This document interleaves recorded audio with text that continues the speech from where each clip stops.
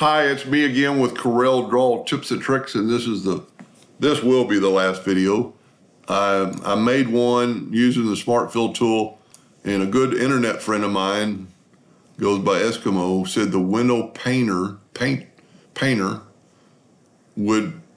this is its perfect wheelhouse. And if you watch the other video, I had to figure out the distance and move, a quarter of an inch. And this thing, I just want 5 panes. The gutter, I guess, is the space between them. Left margin, right margin, horizontally, vertical panes, top margin, bottom margin. Don't have to figure anything out. Click on your rectangle and hit create. I mean, it doesn't get any simpler than that. Then take your Smart Fill tool and fill it in, and there's your engravable cribbage board.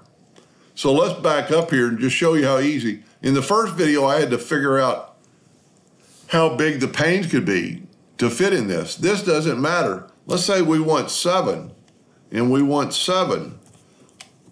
This macro is going to create it based on the size it has. So it's going to be 1/4 inch margin, 1/4 inch between them.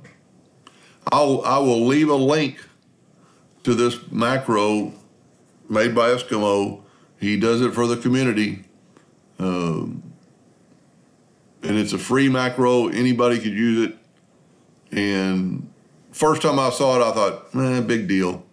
Well, this would be a big deal when you're doing something like this. Hope that helped a little bit. Thank you for watching.